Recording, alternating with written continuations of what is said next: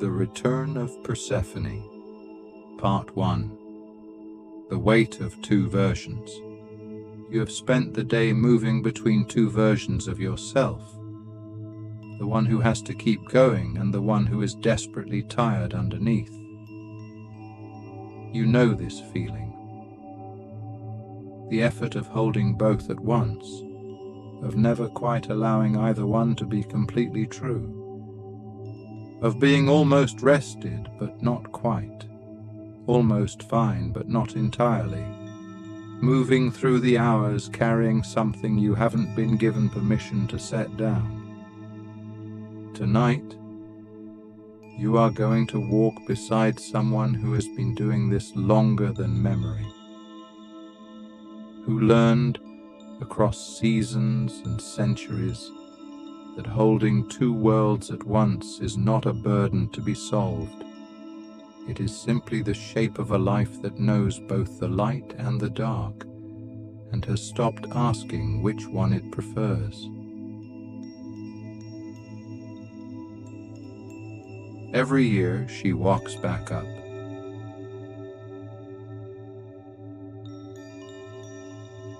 The pomegranate seeds are still on her tongue, and the world exhales.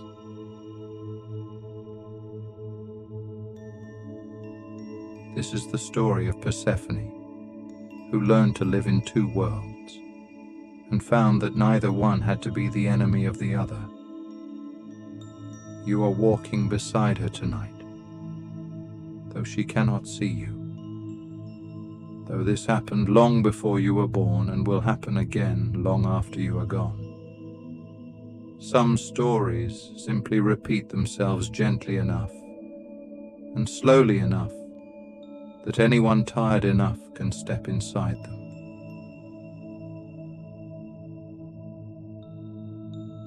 You are tired enough tonight. Step inside. Part 2. A field of flowers once. Before any of this, she was simply a girl in a field.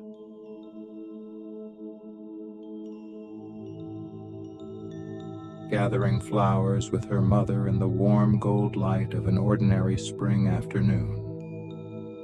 Demeter, goddess of harvest, walked beside her, and the world was uncomplicated in the particular way that early things often are, full of light, full of growing things, full of a kind of safety that hasn't yet learned it will one day be tested.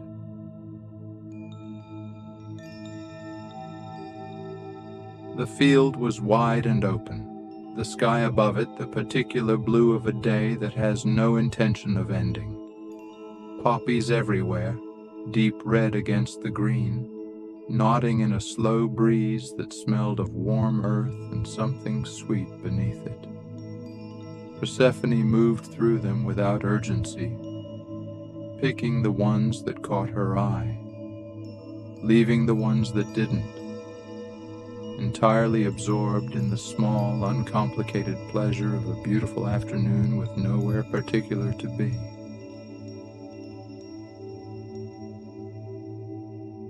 She had no reason that afternoon to think anything would change. That is the nature of the moment before everything changes.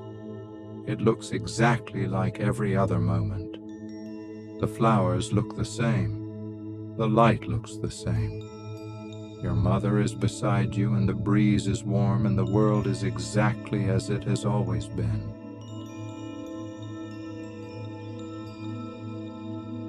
And then the earth opened.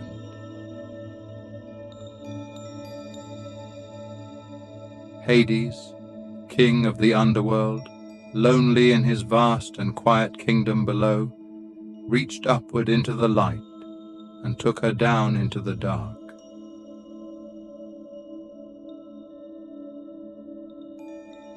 You already know this part is not the frightening part of the story. You know because you have heard the rest of it, even if only in fragments, that this is simply how she came to understand both halves of the world, that the dark is not the end of the story, that the return is always coming. The return is always coming. Part 3. The Long Search. Above, everything stopped.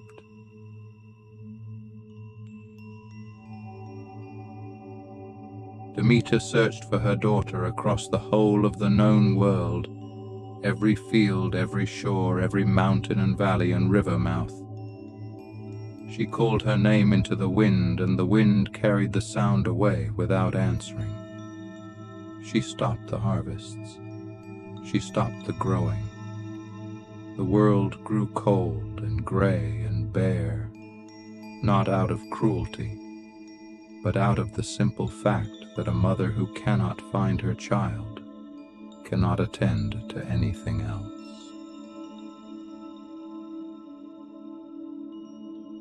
The farmers looked at their empty fields and did not understand.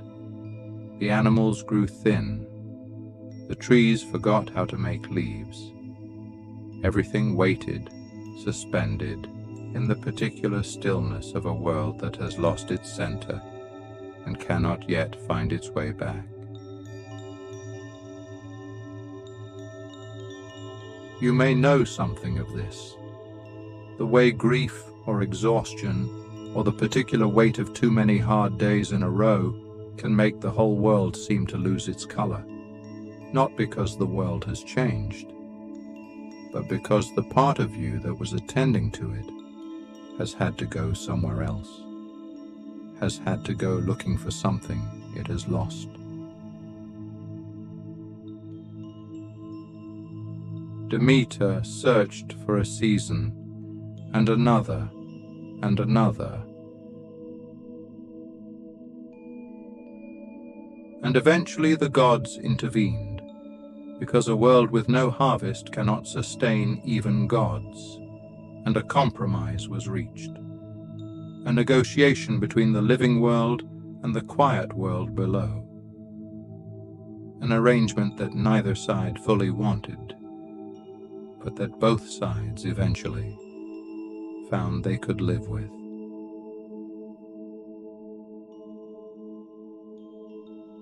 Half the year in the light, half the year below, and every spring, the return. Part 4. The Quiet Kingdom. Below, it was not what she had expected.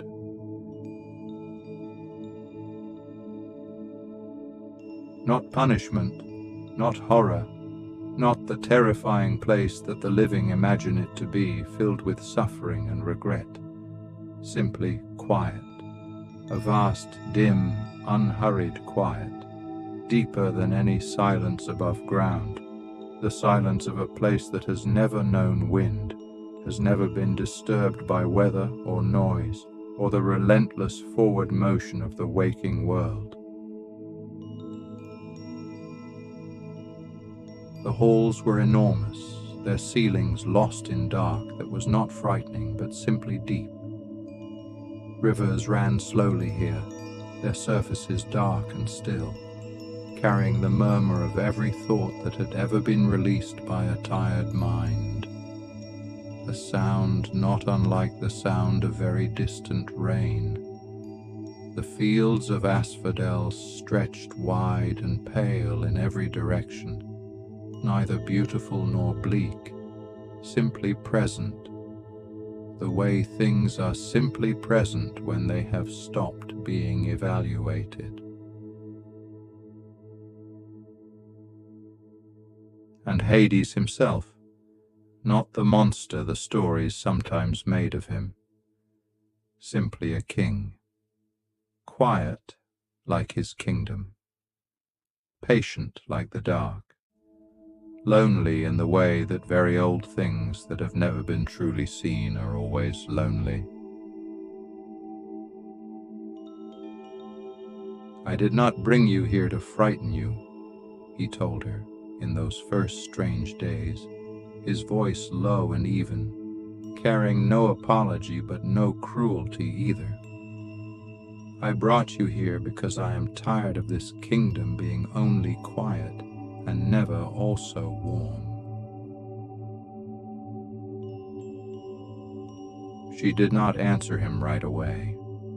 She sat in the dim stillness and listened to the slow rivers and felt something she had not expected to feel, the particular relief of a place that asks nothing, that requires no performance, no brightness, no relentless forward motion.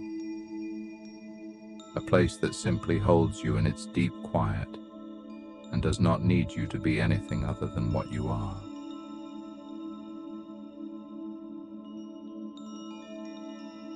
She had not known until that moment how tired she had been of being expected to bloom. Part 5. What the seeds meant. The pomegranate was on the table between them one evening, dark red, heavy, split open to show the seeds inside, each one the color of garnets, glowing faintly in the dim light of the hall.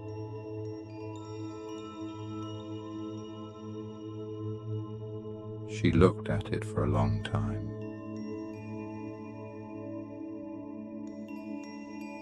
She knew by then what eating the seeds would mean, that she would be bound to this kingdom for part of every year, that the light world above would only ever be half of her story from that point forward.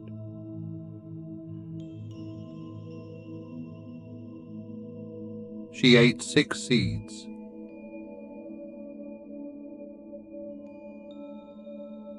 Not because she was tricked, not entirely because she was hungry, but because some part of her had already begun to understand that she did not want to choose only one world, that the part of her that needed the brightness of the field and the part of her that needed the stillness of the dark were both real, both hers, and that a life that honored only one of them would always be missing something.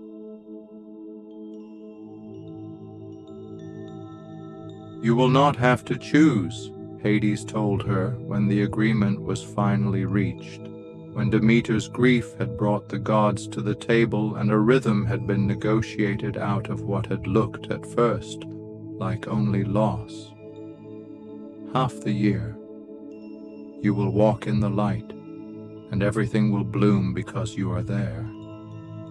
And half the year, you will rest here, and the world above will rest too, because it has learned from you that rest is not abandonment.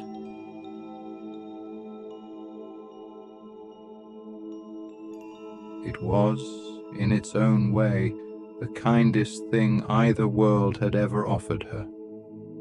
Not a punishment, a rhythm.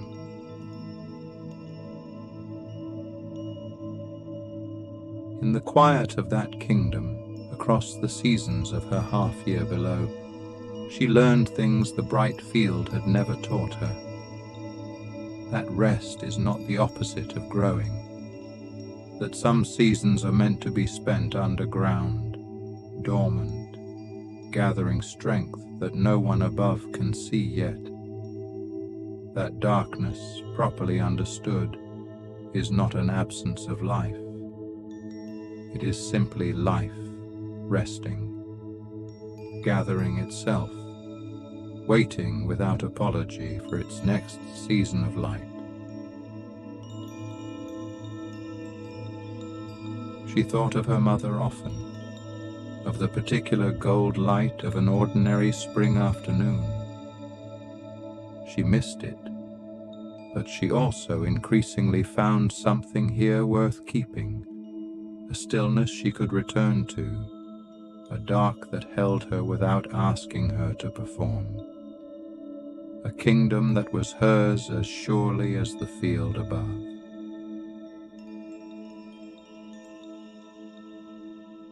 Two homes, both real, neither one asking her to pretend the other didn't exist. Part 6. The Walk Back Up. And so every year she walks back up.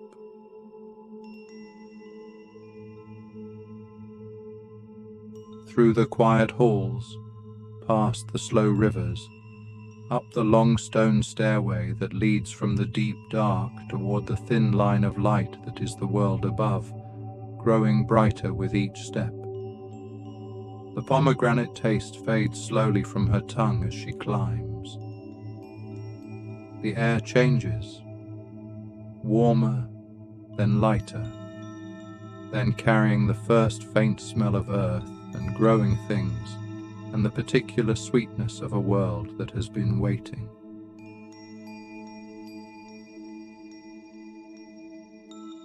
Tonight you climb beside her.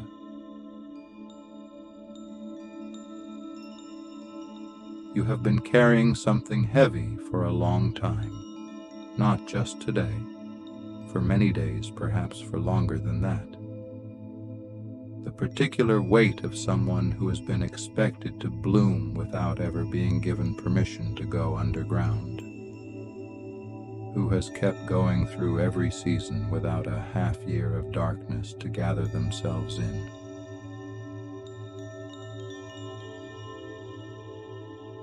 Tonight, you have been underground too, in a way, in the dim and quiet of this story, in the slow rivers of its telling, in the stillness that has been settling over your body since the beginning.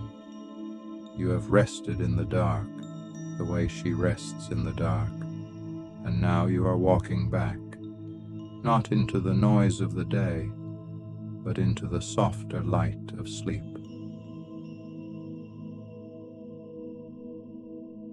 The field opens around you. Poppies everywhere, deep red against the green in the soft gold light of late evening. The sky at the horizon is the color of warm peach and pale gold, fading upward into the softest blue. The air is cool and sweet. The grass brushes your hands at your sides.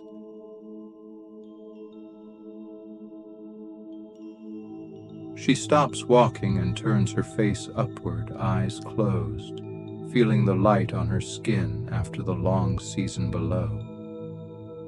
You stop beside her. You close your eyes too.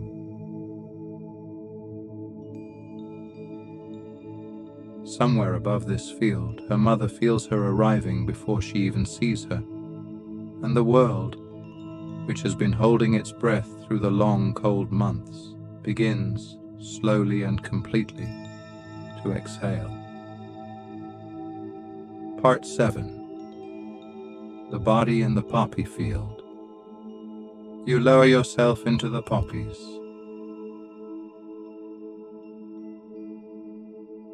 The ground beneath you is warm, warmed by the sun that has been waiting all season to give this warmth to someone returning from the cold.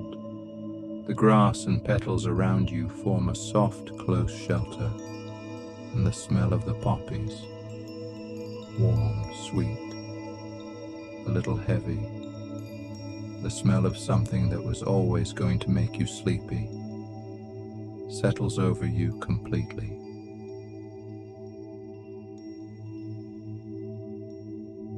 Feel your feet.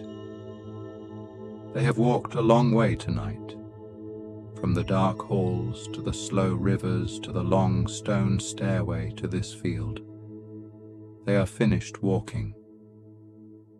They are resting on warm earth, and the warmth moves through them slowly, up through the soles, through the arches, into the heels. Your ankles release. The joint of each ankle has softened, and the softening moves upward into your calves, long and warm against the earth, no longer holding the shape of standing or walking or waiting. They have arrived. They are simply here.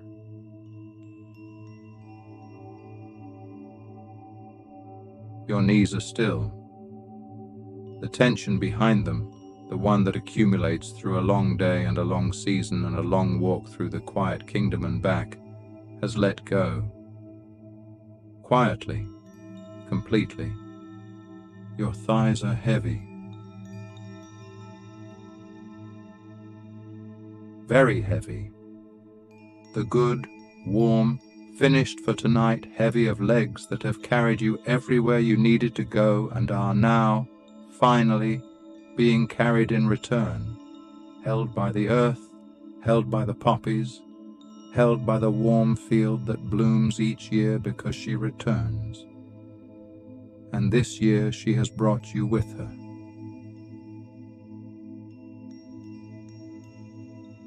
The evening breeze moves through the poppies around you, a slow, continuous sway, and the sound of it, soft, rhythmic, unhurried, is the sound of a world exhaling.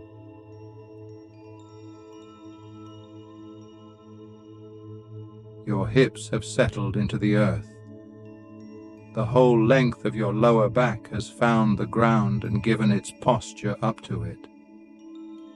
The muscles on either side of your spine, faithful, uncomplaining, always holding the shape of effort, are releasing now, from the base upward, each one finished with the day's work.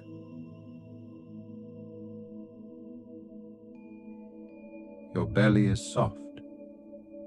It rises with your breath, just slightly, just enough, and falls, and in the falling there is a small, quiet release, the body doing what it does only in places where it has finally decided it is safe, letting go of the last of what it was holding, without your knowing it was holding anything.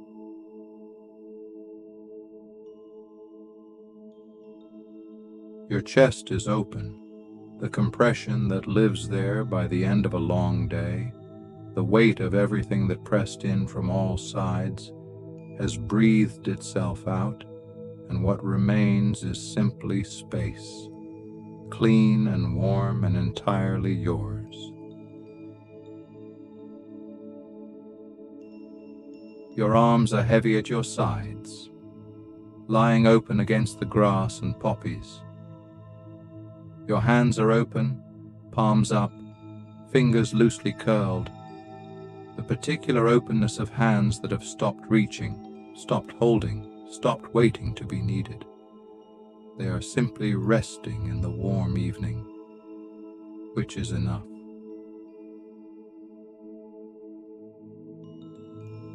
Your shoulders have dropped, further than you thought they could. The muscles across the top of your back, the ones that hold the shape of carrying, have released it.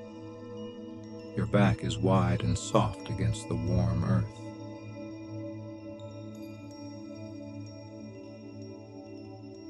Your neck has softened. Your head has found the ground and given it the full weight of everything you thought today. The season's worth of decisions and worries and conversations you kept replaying, all of it given over to the earth, which receives it as easily and as quietly as it receives the rain.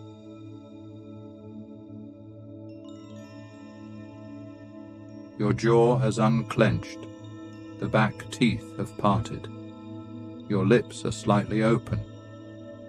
The breath moves through them in a slow, even current, slower than it has been all day, slower even than it was an hour ago, the breath of a body that has agreed, finally and completely, to stop.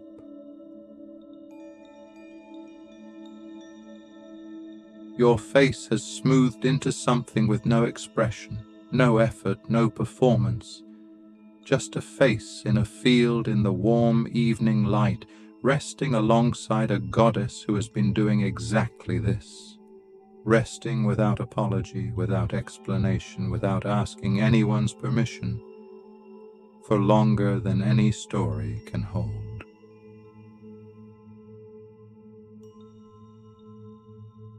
The poppies nod around you, The light is going soft and golden at the edges, beginning its turn toward dusk. Your body has become just as soft, just as golden, just as still. Part 8. The world exhales. Somewhere above this field, Demeter feels her daughter's return.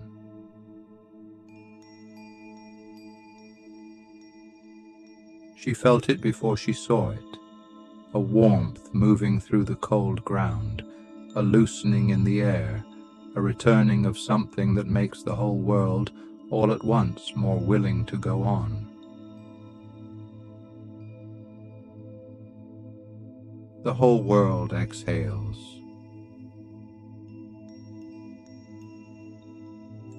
You feel it too, lying here in the poppies. The exhale that belongs to the end of a long season of effort, the particular relief of being somewhere that is not asking you to be anything other than what you are right now, which is tired, which is enough, which is exactly right.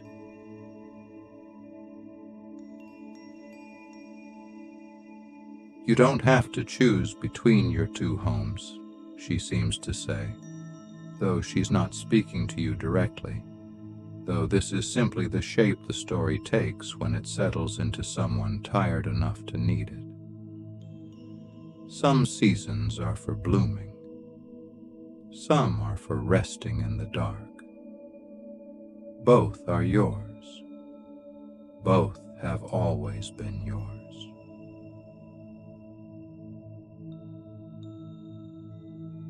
Your thoughts have grown very quiet.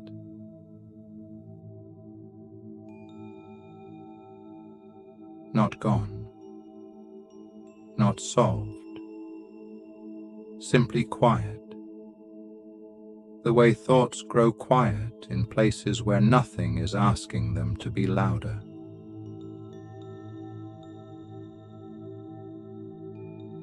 The light at the edge of the field has gone from gold to the softest rose blue of early dusk.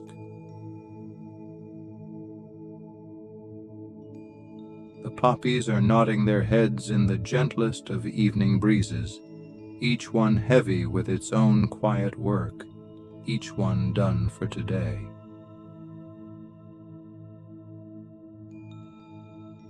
You are done for today too.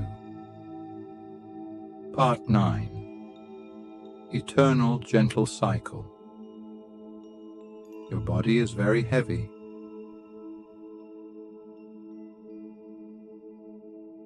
Your legs are very heavy. Your arms are very heavy. Breathe in.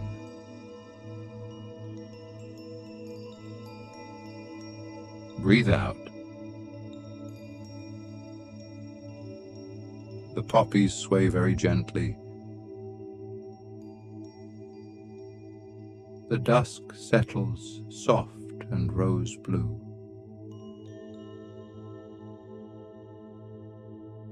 She is resting beside you in the field, her eyes closed, her face toward the fading sky.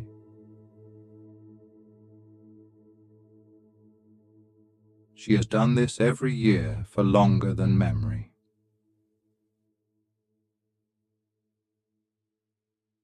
She will do it next year too.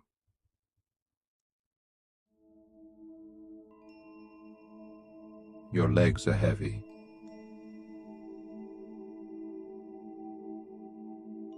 Very heavy.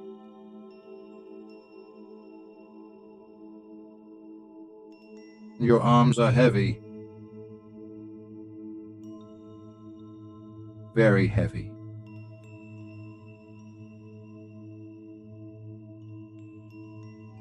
Breathe in. Breathe out. The field holds you the way the dark kingdom held her, completely, without asking anything in return. The earth is warm beneath you.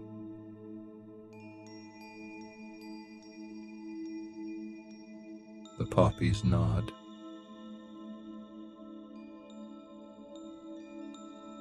Your legs are very heavy. Your arms are very heavy.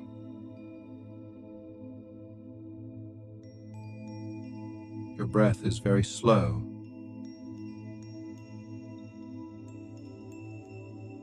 There is nothing left to choose tonight.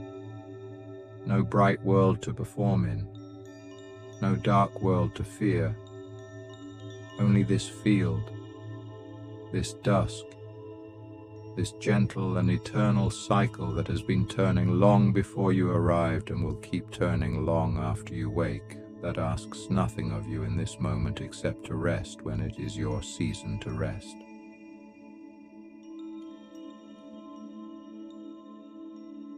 And it is your season.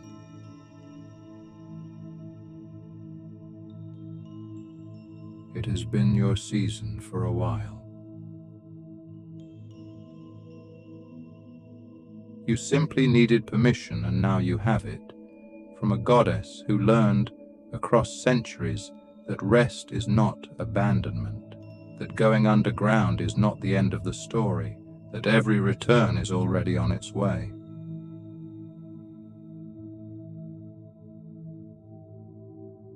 The field. Still soft. The dusk.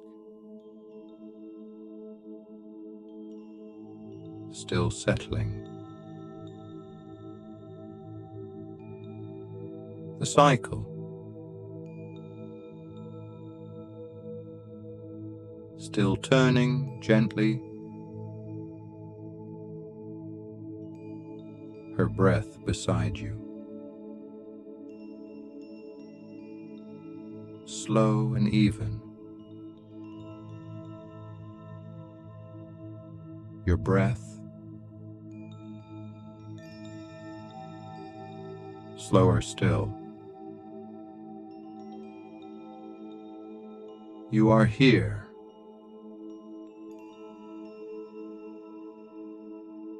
You are warm.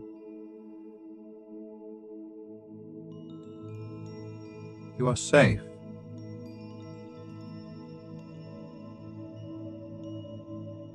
You are already asleep.